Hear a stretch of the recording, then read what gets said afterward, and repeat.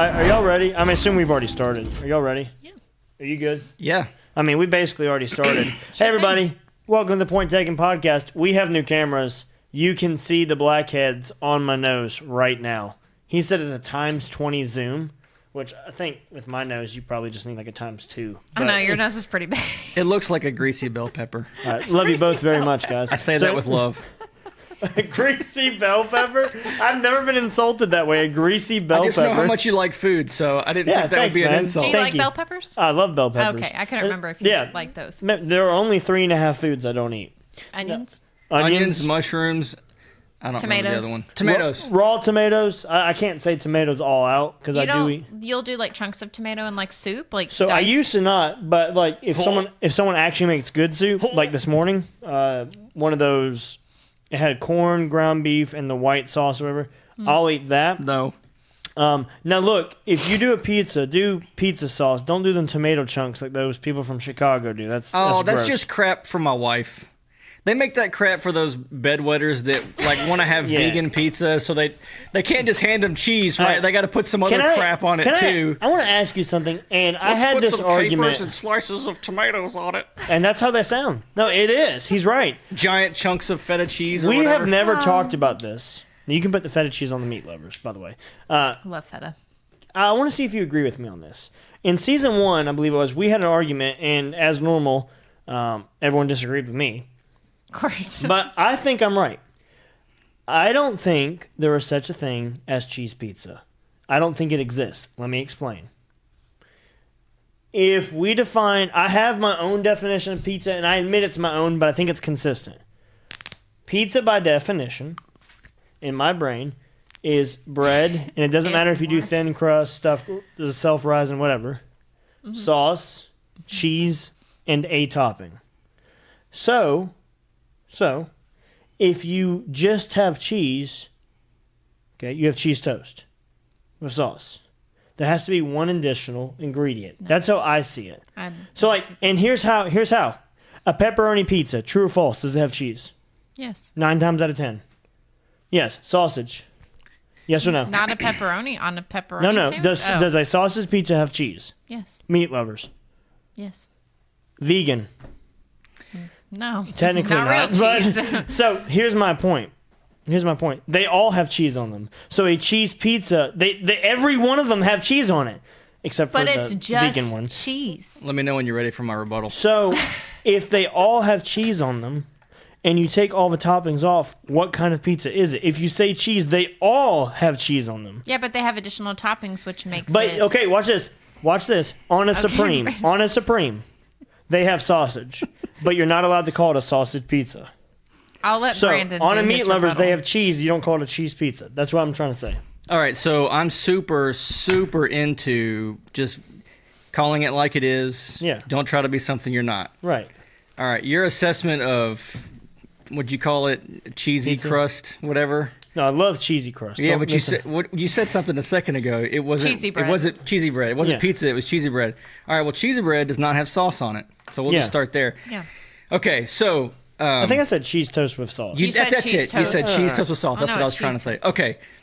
A pepperoni pizza is a pizza with what on it? Pepperoni, cheese. No. A pepperoni pizza is a pizza with pepperoni on it. Yes. Yes or no? Not exclusively. Yes or no? I can't. No. I'm going to say no because meat lovers have pepperoni. No. Yes, it does. No, listen to me. It does. Listen to me. I am. A meat lovers has all the meats. So you can't single out a single meat. You have to call it a meat lovers. That's why Supreme is a Supreme. You can't single out one ingredient. But a sausage pizza is a pizza with sausage. A pepperoni is a pizza with pepperoni on it, and a cheese pizza is not a cheese pizza. It's just a pizza with nothing else on it. You literally proved my point. No, we are in agreement. Hold on. You are calling it cheesy toast with cheesy sauce. crust with sauce. All right, well, that is trying to make up another term for when a pizza. The proper word is pizza. All right, so to be clear, you are agreeing with me that there's no such thing as cheese pizza. I am agreeing with the fact that I don't think we're in agreement at all. So a cheese pizza. A pizza is just a pizza until you add stuff to it. So a cheese pizza is a pizza. Yes. But it's redundant to call it a cheese pizza? I think it's redundant to call it a cheese pizza. I'll take the half agreement. Thank you, sir. What a great compromise. Am I shaking your hand? If you don't mind. There you go. I would never have taken you to shake my hand that way. I actually kind of want that edited out. That was my impression of Justin Alger shaking hands. Poor Justin, we love him. I've got a little something on veganism. I really do, and we're not going to get off on a tangent. Just here. eat your lettuce. Are we going to talk about sad. the raw foodist that just died from starvation? I didn't know about that one. This is just a thought. Poor girl. Because natural selection. Because she's terrible, isn't she? Not as bad. She doesn't have a Bible. She doesn't have yeah. So look, because. Okay, I've done this before. There are vegans that do it for health reasons. There are vegans that do it for... There's certain people that have to have There are vegans that do it for a political stance that doesn't matter. Mm-hmm. Okay? So I'm talking about these people over here. The ones that do it because they think all life is equal. Animal life, plant life, human life. Has anyone ever met someone like this? They think... Dude, those are the only girls I dated for I know. 15 I was years. trying not to look towards you. So here's what I'm saying. I'm not talking about the health. I'm talking about the people that are vegans on a political stance because they believe all life, and they literally mean, like flowers, all life is equal. I want you to think about something. Except for babies. I was about to say, but they'll kill babies. Think about this for a moment. In a sense, when you pick an apple, aren't you technically killing? Yeah, you're taking it from its life source. You're at least making it where that life, the apple, the will apple's die. not alive. Okay, but it's a product. It's a product of the tree, which is alive. That you are stealing without permission. Yes. Okay. Cutting down the tree would be the same. And the avocados you use to make your flour, you stole without permission. Toast. Thank you. It's avocado toast now. So, thank you. So, okay, their food. Their idea is no product of any kind from animal. Yeah. Period. Right? Mulch, if they're consistent. Makeup, if they're consistent. Oil. They have vegan makeup. Believe me, I know. Yes. So, here's my point. They do. The only two foods that I can think of that doesn't kill or alter life, because like you're stealing the apples, right? Would be milk and honey, which they reject because they come from an animal. I think honey is like... have I told you this before? Yeah, but I think some people are more lenient with the honey. They can't... It's a product of an animal. You're going to be consistent or you're not. Oh, no, I totally agree with you, but there are some people who go back. What's funny is they reject those, even though you can get those without stopping any natural process. Mm-hmm. And... It's cruel because those poor cows have to have their udders... Right, but when they have overproduced milk that I'm not talking about from a farming system. Yeah. That they don't need because of all the cows. They don't have enough cows to do it. They reject those because they come from animal. Mm-hmm. It is intriguing to me that Promised Land was promised to be a land of milk and honey, which doesn't kill life to produce. It's intriguing to me nonetheless. My thing is, if you are a vegan for like the political stance, just like be sad. Just be miserable over there. Like, don't make a whole spectacle of it. There was actually a little girl who, she was friends with my cousin, and they were over at dinner with their... They were over at dinner at my aunt's house, and she's like, well, I can't eat that because I'm vegan. And my aunt says, well, you can go eat the grass that's in the backyard. Yeah, that's a good response. Or you can eat what's put in front of you. But that kills life. Yeah. You're mowing the consistency really bothers me. Inconsistency. It's go ahead, Brandon. Pretty wild. You have a lot. I mean, I have so much to say. Do about one. The vegan? But we're here for the parable of the prodigal sons. We are, but we're not playing a game. Yeah, so you got one comment to make? Chat. My comment about veganism is everything that makes up vegan food is heavily processed, made with soy. Yeah. Now let's think about this for a second. All right, let's think about this for a second. What do you have to do in order to create soy? Destroy molehills and caterpillars. See, you know what? We should just talk about the argument. Prodigal son has been made. All right, so it's time for the prodigal son. We're not playing a game today because I won last week, so we don't have to play another game today. If I said something incorrect, you can correct me. Thank you. I mean, I wasn't playing against you, so I don't have anything to say because you didn't. You sure cheat. had something to say last week when I was winning. You told me I was a sore loser when I was winning. No, that was with the spelling. That was with the spelling. The spelling bee game. Anyway, so here's what we're going to do, guys. We're going to walk through the parable of the prodigal son, the lost son, and I'm just going to frame it for us. Anna's going to read it, and then we're all going to, but primarily Brother Brandon is going to walk us through a text. So just to give everyone a frame of reference, we're in Luke 15, and Jesus actually, I don't know how many people notice this, he actually tells the same parable 3 times using 3 different analogies. So first he starts with a lost sheep, then he talks about a lost coin, then he talks about a lost son. All 3 of the parables are just re-illustrating the exact same point. Yeah. Jesus was like me. Let's try that again. I'm like Jesus in that repeating myself with different analogies gets the message through, apparently. Yeah. So, lost sheep, lost coin, but then the longest section is the lost son. So, that's what we're going to walk through here. So, Miss Anna, it's a long section, but hey, it's the Bible, so get over it. Miss Anna's going to read it, and then Brother Brandon's going to walk us through it. So, let's go. don't mess it up. Okay. So I'm in Luke 15:11 through 32. And he said, "There was a man who had 2 sons, and the younger of them said to his father, 'Father, give me a share of the property that is coming to me.' And he divided his property between them. Not many days later, the younger son gathered all he had and took a journey into the far country, where he squandered his property in reckless living. And when he had spent everything, a severe famine arose in that country and began to be in need. So he went and hired himself out to one of the citizens of that country, who sent him to his fields to feed pigs. And he was longing to be fed with the pods that the pigs ate, and no one gave him anything. But when he came to himself, he said, 'How many of my father's hired servants have more than enough bread, but I perish here in hunger? I will arise and go to my father, and I will say to him, Father, I have sinned against heaven and before you. I am no longer worthy to be called of your son. Treat me as one of your hired servants.'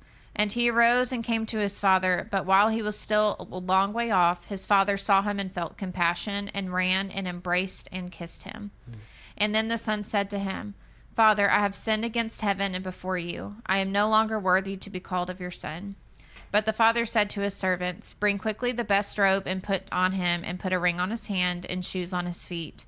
And bring a fattened calf and kill it, and let us eat and celebrate. For my son was dead and is alive again, and was lost and now is found.' And they began to celebrate."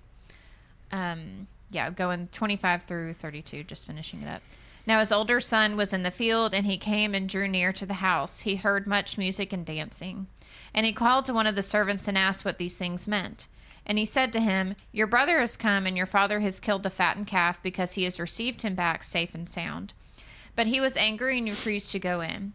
His father came out and threatened or entreated him, but he answered his father, 'Look, these many years I have served you and never disobeyed your command. Yet you never gave me a young goat that I might celebrate with my friends. But when this son of yours came, who has devoured your property in prostitutes, you killed the fattened calf for him.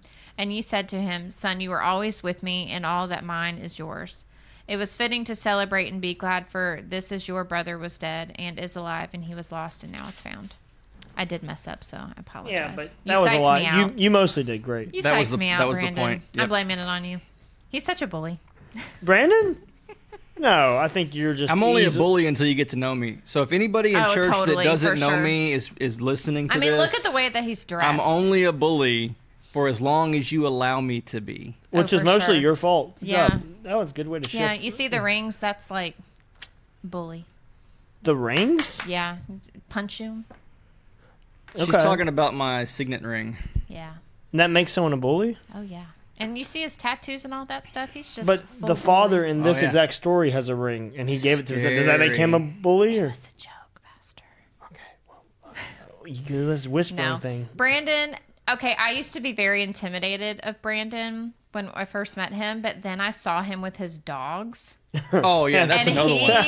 is bowl of mush. I just Oh, yeah. remember looking at him because we were over at your house for like accountability at one point with your wife, and I remember him coming in and him just being like, "Oh, you're so good, baby," just doing all the puppy talk, and I'm just like, is this the same Is this guy? Brandon? Like, what is he ill? Like, what is wrong with him? But no, I'm just like, he is a Bulamish. It's just the front. But no, if you get to know Brandon, he's really cool. It's not just the front. There's some depth. a little bit. It depends on how your attitude is and where that attitude is directed, if we're being serious about it. Oh, that's good. I will say it's a strong front, but if your attitude is directed towards the wrong person, you'll find very quickly it's not. That's fair. Fair argument. That's fair. Okay. Prodigal son. Prodigal son. Okay. So I've been thinking about this from my own perspective and my own experiences ever since I was asked to be on this podcast. And I really don't think the prodigal son applies to me in the sense that it's being asked, because you have to have first been a part of the family in order to have left the family. When I asked what was needed from me, like what was expected of me in the podcast, and it was, I was asked to share my testimony from when I walked away with God to when I came back, and I don't know that I was ever really a part of God's family to begin with. So I'll start by saying that I grew up in church. A lot of people like me grew up in church, and they all experienced the same things. And when you're young, you don't realize that people are going to act like people. And sinners are going to act like sinners. Even if they're Christians and they're doing the very best they can do, you're going to find fault with them. And so naturally, you call them a hypocrite or whatever, and you decide to use that as your crutch to leave. I don't want to go to church with all those hypocrites, Who's heard that before? Mm-hmm. Anybody heard that before? Yes. Sure. Okay, so let's see here. The son goes to his father, right? And he says, give me the portion of inheritance that falls to me. And I was thinking about that. The son going to his father and asking for his inheritance is probably pretty akin to wishing the father was dead. You know what I mean? I mean, like, think about that. Because normally it doesn't come till he's dead. Right. He that's doesn't. when you get the He doesn't inheritance. care about his father.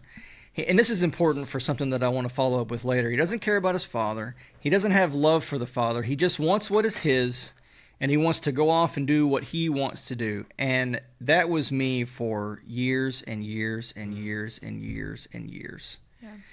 I grew up in church. I was only there because my parents made me go. And I had friends there, but it wasn't something that I didn't want to be there. If I had my choice, and oftentimes I would think, when I get old enough where I can make the decision not to come, I'm going to stop coming. Mm-hmm. I said that to myself a lot. And I did. When I was 16, 17, those were really bad years for me too. But yeah, before the podcast, I found out something Brandon used to do when he was 15, and that was No. interesting. That was the dresses came after that. Okay, I wasn't going to admit that you wore dresses, but okay. Oh, I have no shame. Okay. I've done a lot of stuff in my life. I learned a long time ago. Can you imagine Brandon in a dress? Anybody who knows Let me tell you Brandon? something, man. It was red velvet. Okay. For those who are wondering. The first dress I ever wore was red velvet. And it was at school. And my science teacher, who was also he was like a retired wrestler. I tried to look him up. I couldn't find anything under that name. Maybe he was lying to us, but I'll bet my paycheck. I remember he said his name was Hugo Humongous. So a wrestler, not a wrestler. A wrestler. Yeah. Wrestler. I'm sorry. Was my English too good? Yeah, it was. Yeah. Not Southern enough. My mistake. Anyway, he told me no. He was like, not in my class. You can take that off right now. But that was just me being stupid. Yeah, so anyway, 16 and 17-year-old Brandon, So little interesting. As the father, it doesn't really go into it because the story is a bit vague, but the father gathers together his estate and gives it to his son, right? Mm-hmm. But it doesn't talk about the pleading that no doubt the father did with his son. Sure. And the mother, where's the mother in all this? Mm-hmm. So you've got the father pleading with his son many, many, many times over and over, but the son will not listen. He is stubborn, he is prideful and arrogant and entitled. Let's not forget that. That's a word that people don't want to apply to themselves. Mm-hmm. Pride and entitlement is something that I have dealt with a lot in my life and still deal with.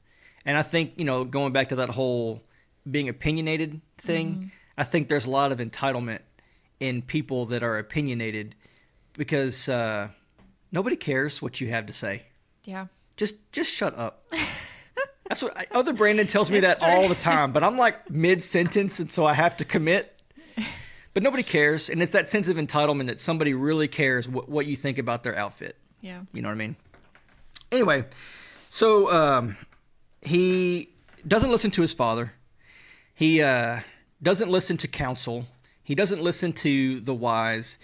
A person that is pushed himself away from God the way that I did doesn't want to hear or listen or abide by rules or doing what they know is right. Now, whether somebody admits it or not, I did when I was running around. I think that's what I was going to say. Yeah. I mean, Anyway, so how far did he go? He went, let's see here. Where is it? He went to another country, right? It says he into a far country. He traveled to a distant country. Right. Well, how many times have we heard Pastor Jeff talk about sin will take you further than you want to go and keep you there longer than you want to stay? Yeah. So I think that's an interesting distinction that he went to a far-off country where nobody knew him. You're right. Where his family couldn't come visit him. Where there wasn't anybody that knew his family that knew him that could give reports back to his family.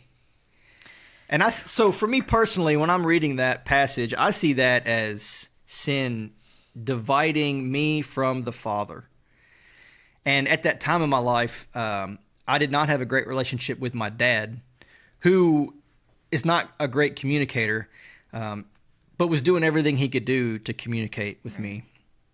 And I was also not a good communicator at that time, so I was doing whatever I wanted to do. Anyway, so let's see here. He's far away. I think that is a representation of sin, keeping us from our Heavenly Father. Mm-hmm. And then we've got, it says in verse 14, that after he spent all, a great famine arose in the country. I think it's a funny side note that people that don't have anything are always in famine. Yeah. That's kind of a hard lick on people that can't govern their finances. Well, not just their finances, but their lives. Yeah. You know what I mean? Yeah.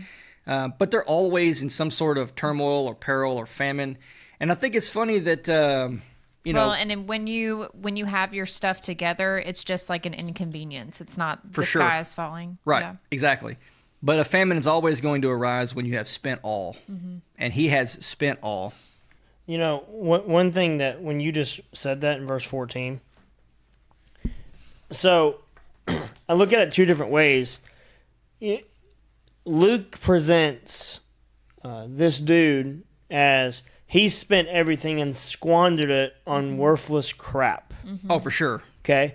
The woman with the problem of blood, she spent everything he had on stuff she thought was not worthless. She did not intend to squander it on but she spent all she had on what ended up being worthless crap. Yeah. Okay? It says she went to every physician she knew, and the Bible says she gave all her money to physicians, and no one could help her. Yeah. So he squanders it on probably a bunch of bull crap. She squanders it on things she thought she were helpful. Neither of them, until later, went to Jesus, and they both came up empty-handed, brokenhearted, destitute, nothing. So when you just read that, I thought about that. They both spent all they had on two totally different lifestyles, but without Jesus, they both came up with the same result. Yeah. For sure. So the famine arose in the country, and the reason that I think that's important in this passage is not only did it push the son to come to a place where he needed to come to in order to make the decision to go back home, but if the famine arose in the country, his father certainly has heard about it. And it's covering a lot of people, not just him. Correct. Right. Mm-hmm. But what does that mean for the father in this particular story? Right? I'd He say says that he's He aware. knows. Yeah, he's aware, and he's probably worried about the well-being of his son. he thinks his son is dead. Probably. Right? Probably, Like, right? He's not an idiot. He's the father.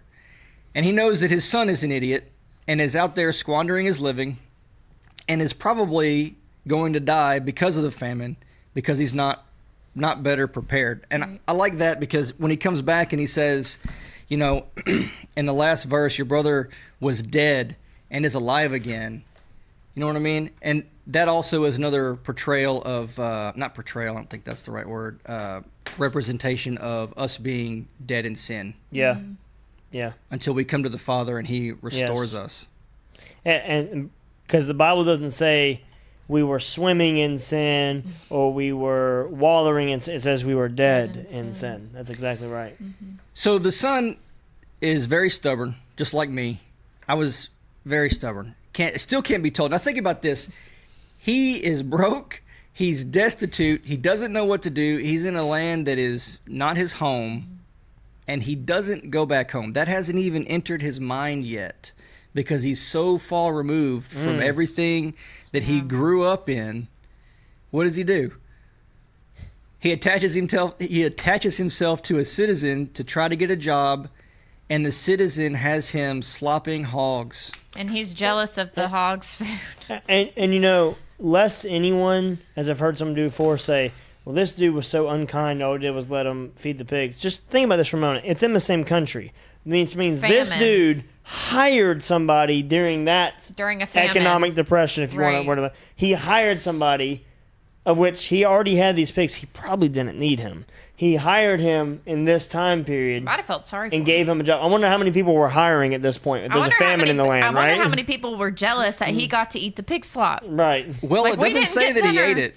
And it doesn't say that That's he true. was hired. It just says that he went to work for somebody. No, mine says he hired himself out to one of the citizens of that country. All right. That's what mine says. He longed to eat his fill from the carob pods the pigs were eating, but no one would give him any. But he Have you ever heard of a wanted the Jewish food. boy slopping hogs? No. How far do you have to fall, Dude, That's true. right? Yeah. that's pretty low. Yeah. And so isn't that the point, That's though? a good point. Yeah. The point is that God will put us into a position, whether we like it or not, more than likely, when we don't he like got it. Not- himself. Well, he got himself into this position. Maybe he did. Yeah. Maybe God allowed Squandering- him to be in squandering that the money, position, for sure. correct? Yeah. To teach him that he needed to come back. Right. Yeah. There have been many, many times in my life, as a young adult, as a teenager, as a friggin' Full blown adult. yes, where I needed to come back home. I knew it in my mind. I kept trying to fill the void with women, or I didn't do any drugs or alcohol or nothing. So mostly it was just women.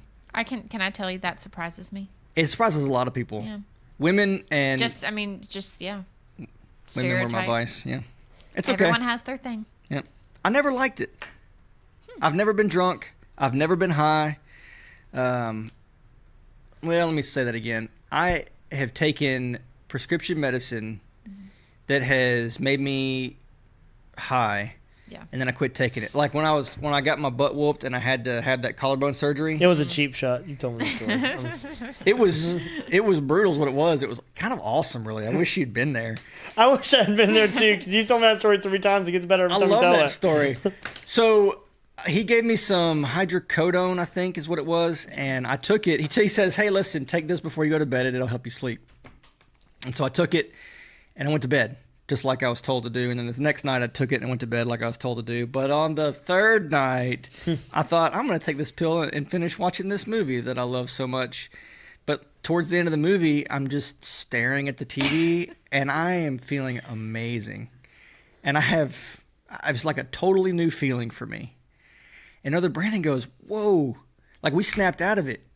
And Other Brandon says, "This is why people steal their grandmother's pain medication." Yeah. And I quit taking it. I had 3 bottles of it. 3 bottles. 3 bottles. Good night. How long did he want you to stay on that? I don't believe that. Forever. I I'm don't not lying. believe that. I gave it to a buddy of mine. He ate all of it in 2 weeks. All 3 bottles. So you were his drug dealer. Well, no, because there was no exchange of money. It's more like I was his friend that gave him a bunch of drugs I had in my This medicine sounds like cabinet. the pizza argument from earlier. Just saying. I mean, no, my mom's done that with a couple of her prescriptions. What was She'll the pick it up. movie? The movie was The Duelists. Never heard of it. And if you haven't seen it, it's a drama. It's very boring. But I think it has one of the best endings of any film I've ever seen. And Okay. I love it. It's one of my top 5 favorite movies. But it is for real boring. So if anybody wants to watch... And that's why you had to watch it high. That's because you couldn't No, I make didn't watch it high. I was like, I'll finish this movie and then I'll go to bed. But then towards the end, I was like, we are so high. It's a movie during the Napoleonic era about 2 men that fight a series of duels over a number of years. I want to say like 10 or 12 years, 14 years, something like that. Sword duels or gun duels? Both. Oh, They are some bad shots if they did a bunch of them. You have to watch the movie to understand. It's based on true events. I've never looked them up, so I don't know how accurate that is. But as a piece of fiction, the movie's amazing. I really like it. Anyway, so going back to him being stubborn and having to come to a place where rock bottom. he had to make the decision. Rock bottom is different for different people. Yeah. And for me, it was I was tired of doing stuff my way. You know, I was so tired of doing stuff my way. And my whole life I had been in rebellion against God, a rebellion against what I knew I needed to do. People would ask me if I was a Christian, and I would say no. Why do I want to do that? And people would ask me if I was religious, and I would say no. You know, the 3 subjects that I never talk about was work, politics, and religion. We talk about anything else, but I wouldn't talk about those 3 things. And I would tell people, they would say, well, why aren't you a Christian? And I would say, well, I'm not ready to submit myself to the Lord. That was my excuse for 10 years. I feel like that's an honest answer. I felt like that was the most honest that I could be. Yeah. Without getting into it. Now, I wouldn't volunteer that information, but if somebody asked me, that's what I would say. Because it felt like a lie to say anything else. Not a lie against God, just a lie against myself. That seems kind of arrogant. But that's what I would say. Yeah, but that's an honest answer. I have more respect for that answer versus like some other BS answers that I've heard in the past. Ultimately, that is the root. If somebody knows about God, especially fools that have grown up in church that have rebelled, we know. They just want to do their own thing. 100%. For sure. And they'll find any means necessary to justify their poor actions. But eventually you'll find yourself slopping hogs and trying to eat out of the hog trough, and you'll make a decision to do something else, which, our boy Ricky, he does that here. And just make sure everyone understands, we're in verse 16. He wasn't even allowed to eat the Eat pigs. that. Yeah, because they needed to have He can't food. eat pigs because he's Jewish. He is literally longing Yes. to eat the slop the pigs are eating. That's the desperation we're talking about here. So after He's like envying their food. Like, Right, I wish I right, was yeah. the pig. after he decides to do something about it, that's when I think the real beauty happens. He decides to get up and go home for whatever reason, right? Whether his reasons are selfish or whether they're righteous or whatever, he decides to get up and go home.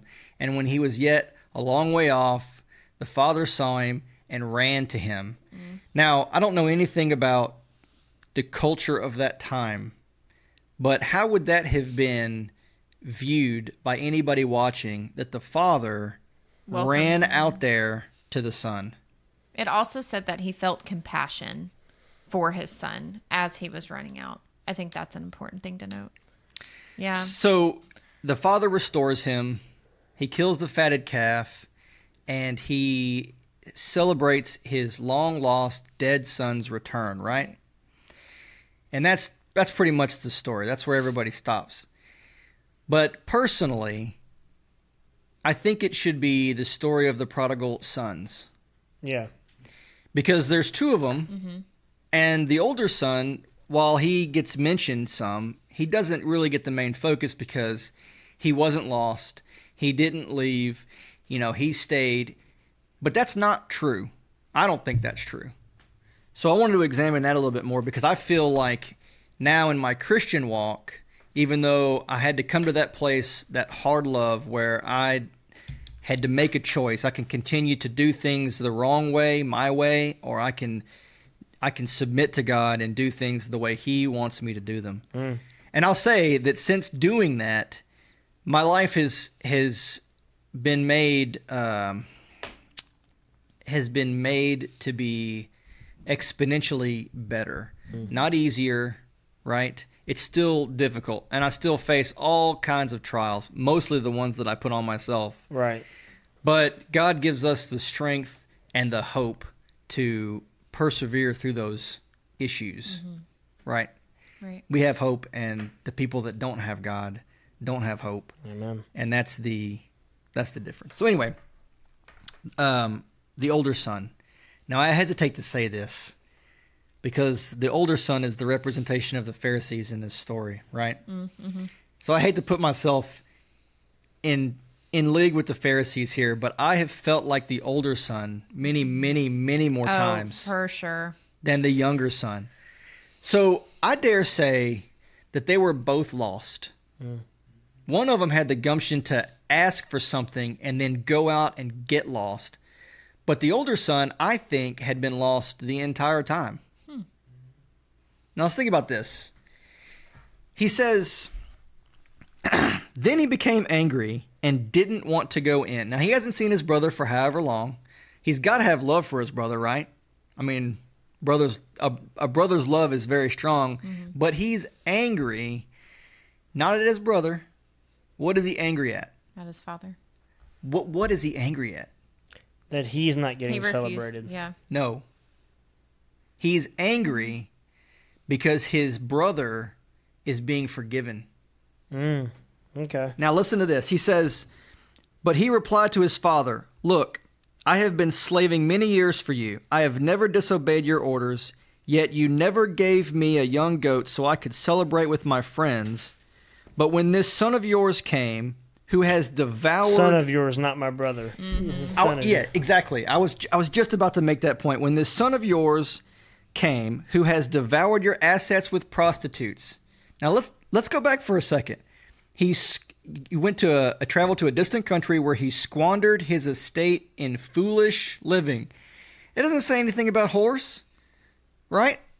It doesn't say anything about prostitutes.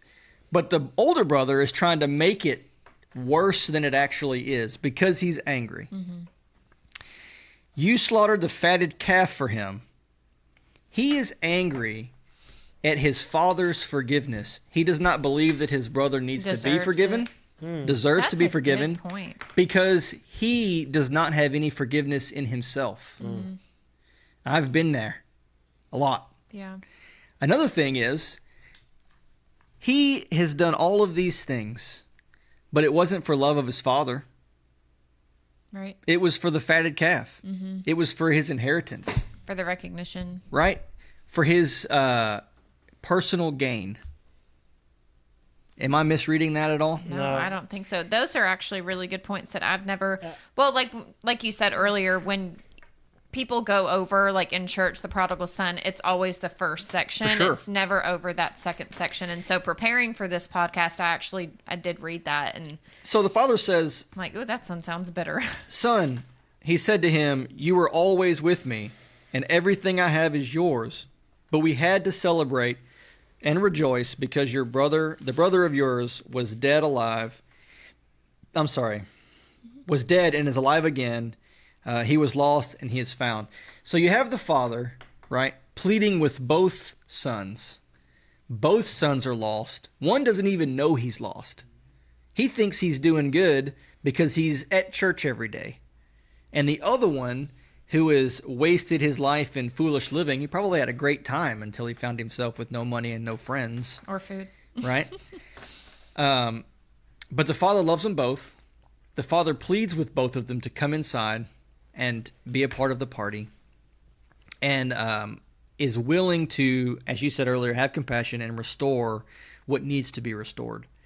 And so I have felt like both personally, and I think a lot of times now my strong sense of justice irritates me when I see people not getting the justice that I think they should be giving, because I struggle with giving God's mercy and grace to other people. Because you don't think that they deserve it? Because I don't think they deserve it, or, I mean, because I'm entitled. I mean, I'm not like pointing the finger at you. I relate to this a lot. I'm saying that's what pride and entitlement, that's what it looks like, I think. Yeah, I think, if you look at the beginning of the chapter, the scribes and the Pharisees, do you recognize their original complaint in verse 2? Yeah, it was slumming. Yeah. He was sitting down and eating with sinners. Exactly. And the Pharisees and the scribes, I'm in verse 2, and the Pharisees and the scribes grumbling, saying, "This man receives sinners and eats with them." And he told them this parable. So these series of parables, is a response to their grumbling. And when they do this in other times, it says like they grumbled where he couldn't hear them, but he knew their hearts. I don't know here if he heard them or he just perceived. So he literally, he told them a parable. So he directs his talking from the sinners he's eating with to them who are standing off away from the table, I would assume, since they can't eat with sinners. Yeah. By the way... Oh, they were probably loud about it. They probably were. People that have strong opinions about things, they want to be heard. I could go on a little tangent, and I'm just going to mention it in passing. The whole thing about eating with sinners, they're getting that from Psalms 1, who says, "Blessed is the man who does not sit at the seat of the scornful, nor standeth in the way of sinner." And it's talking about a lifestyle, not the actual act of eating. And anyone who has read Psalms 1 know that, but they want to make it more about the letter of the law, so on and so forth. But I think what Jesus does here, he obviously is comparing them to the older brother. Oh, for sure. And let's say the Gentiles or the tax collectors are supposed to be the younger brother.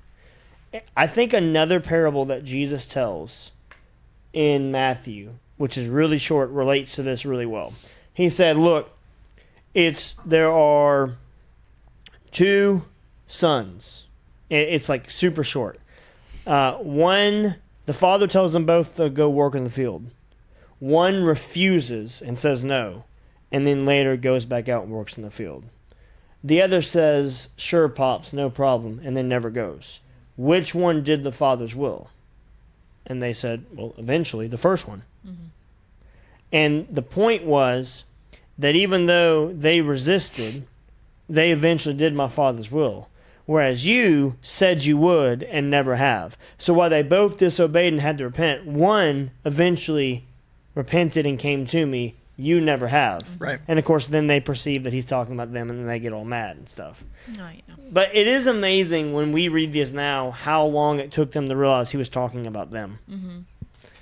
So, and I don't know if this one, if they ever did figure it out. It doesn't say. I think Brandon makes a good point.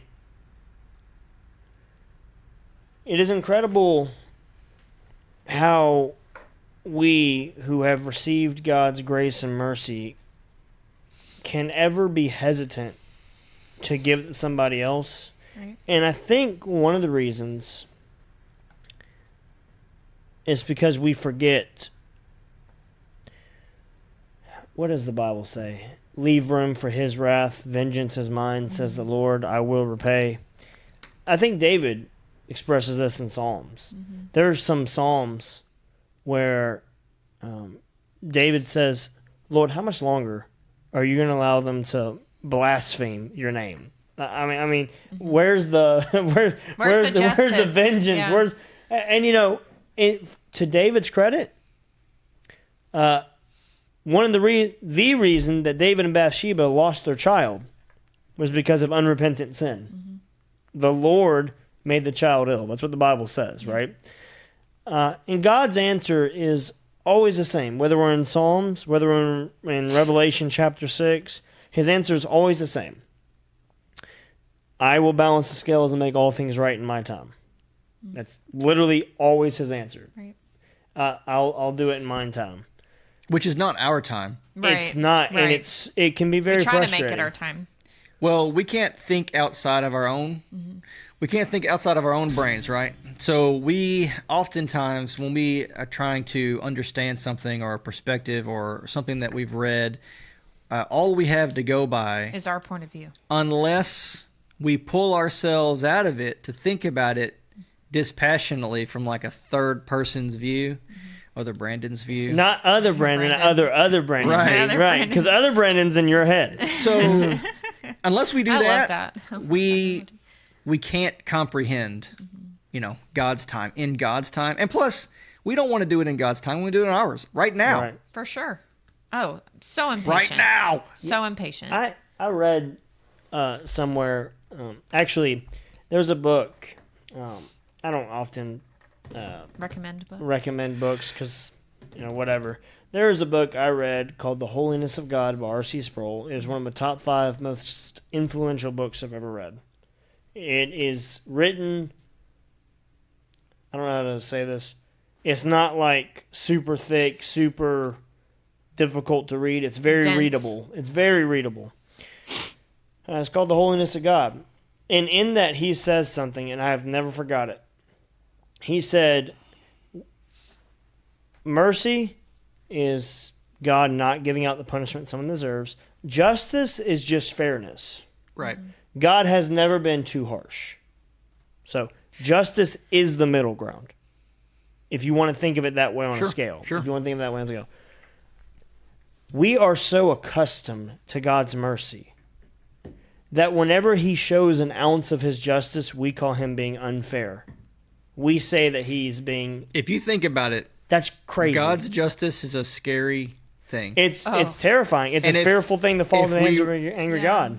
If it really happened the way we wanted it to happen, retribution on this person for our imagined slights, and God came down and struck them with the justice that we desire in our heart, I think it would scare us. I think it would scare the life out of us. Oh, heck yeah. You know what I mean? It would be terrifying. I think if God were to peel back the curtain of hell for half of a second, we would fall on our face and beg for Hitler's forgiveness. I mean, I believe that. When I read the descriptions of hell in the Bible, it is earth-shattering. It's terrifying. But I really like the way Sproul puts it there. He says, we have grown so accustomed to God's mercy because God shows his mercy in this time frame. God shows his mercy way more often than he shows his justice. Way more often. And that day will end. Right. One day his mercy will end and his justice will reign. But for now, the Bible calls it long suffering. I think that's an interesting phraseology for it. He shows his mercy far more often than he shows his justice. That whenever he shows his justice at all, it's easy for we as humans to say, well, that's not fair. Right. Yeah. And we don't really want justice. We actually don't. We want to be left alone. We want to do what we want to do. Unless someone wronged me. Yeah. And then I want that person punished for it. But I don't want universal justice. Right. We appreciate you guys watching. Brandon, I would love to have you back on. Why does she not sit here? She's a much better host than I am. I am. I said that last week. Because you're the overseer. Well, it's because now not we don't. of this. Why isn't this a round table? Let's ask that question. Because it was free. Yeah. And That's not a great answer. It's just the only like one I have. 70% of the food you eat.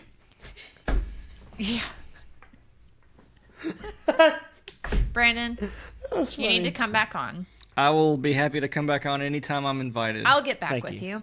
But the reason why I didn't like hosting was because we had that super long intro that I was always make too a new insecure. intro. No, we don't have an intro. It's just welcome.